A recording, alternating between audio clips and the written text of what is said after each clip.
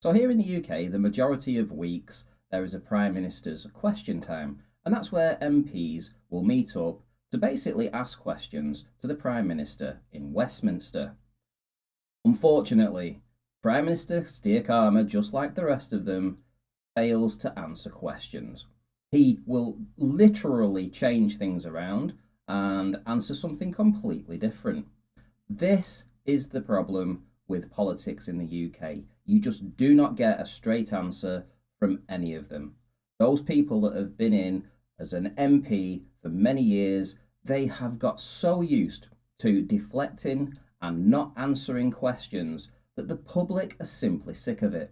Now, like him or not, Donald Trump, he changed things in America because when you asked him a question, whether you liked the answer or you didn't, you at least got a straight answer and you knew what he was going to do. But here in the UK, we are left in a position where we're always having to guess. That's why the economy is always up and down. That's why there is no belief in the current system of MPs and how they go about actually performing their jobs. It's this that needs to change, and I'm going to show you some instances of Keir Starmer not answering questions. Here we go. Thank you, Mr. Speaker. Whilst the Labour front bench continue to peddle their own form of dog whistle politics, Reform UK...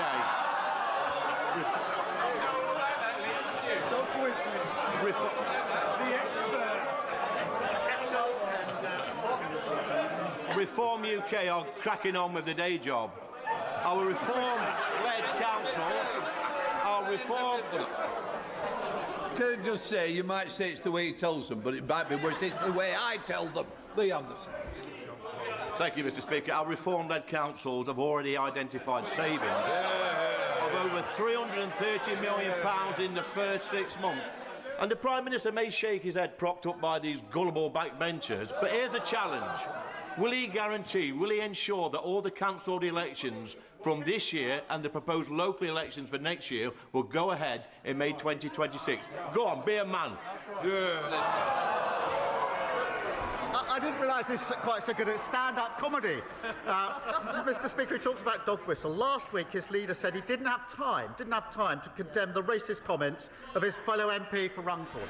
He also said he didn't have time to condemn his party calling children in care evil. He didn't have time. I wonder if he can ask his leader next door to him whether he's got time for his explanation for the stories in today's papers. Last year, in its manifesto, Labour promised not to increase income tax, not to increase national insurance, and not to increase VAT. Does the Prime Minister still stand by his promises? Well, Mr. Speaker, I'm glad that the Leader of the Opposition is now finally talking about the economy. I can update the House, Mr. Speaker. Retail sales are higher than expected.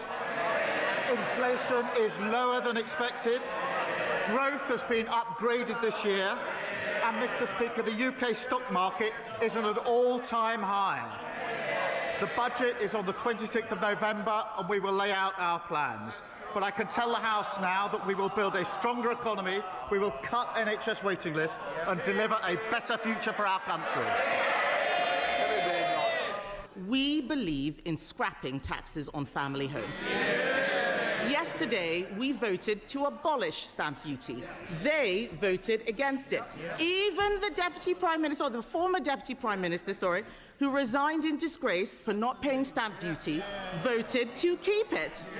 So, Mr. Speaker, I will remind them, on this side of the House, we know that abolishing stamp duty is how we get young people on the housing ladder and get the economy growing. So why won't he scrap this terrible tax?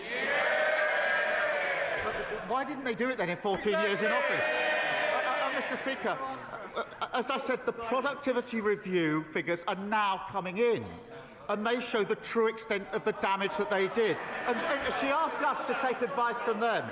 We all know, these figures are coming out, we all know that austerity damaged the economy on their watch. The botched Brexit deal damaged the economy on their watch. Liz Truss's mini-budget damaged the economy on their watch.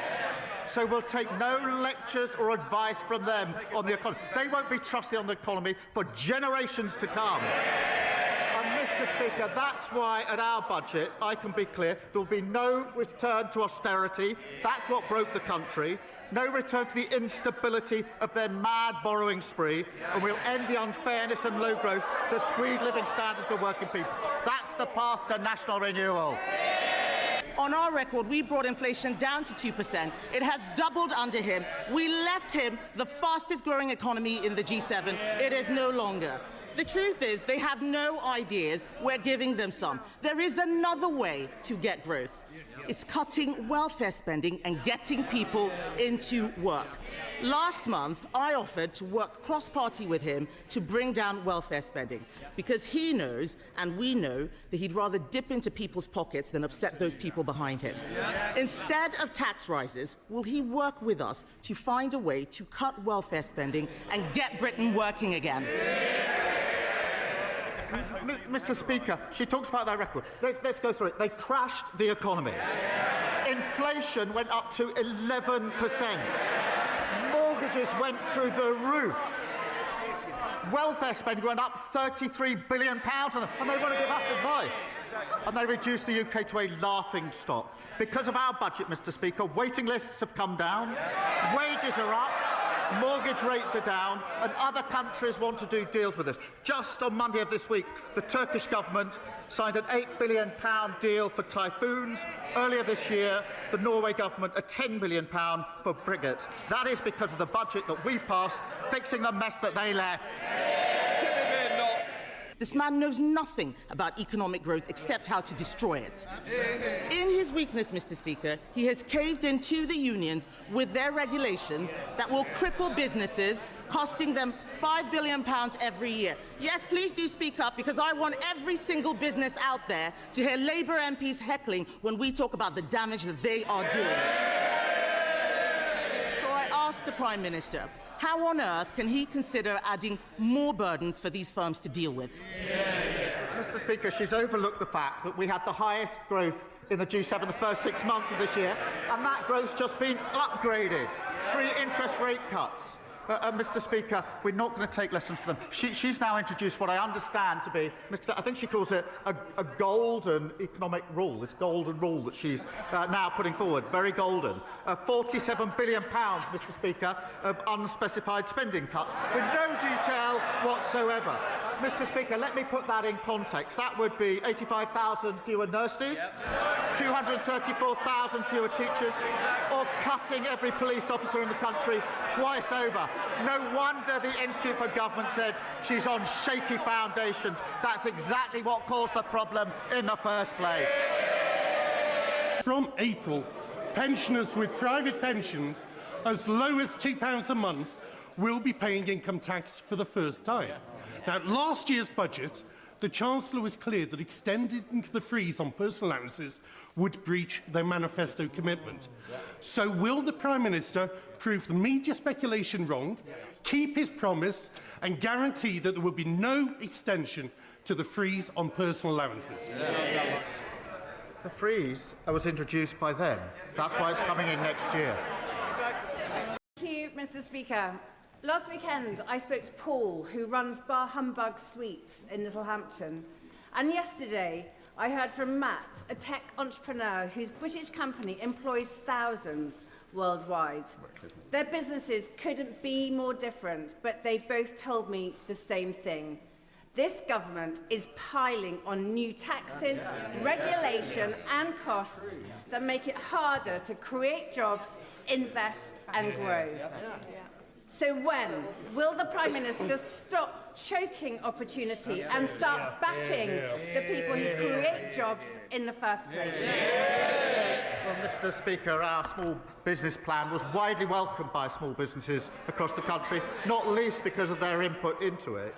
But she complains about the measures we had to take at the last budget, including national insurance. He says chose to take. They still can't say whether they'd reverse them. They know nothing about the damage they did to our economy. Mr. Speaker, a fourth patient has entered the glioblastoma drug trial set up in memory of my late sister. Today, we are joined by Ben Trotman, a patient of a similar trial in 2022, funded by the John Moulton Foundation. Since then, Ben has married Emily, and in March they welcomed beautiful baby Mabel.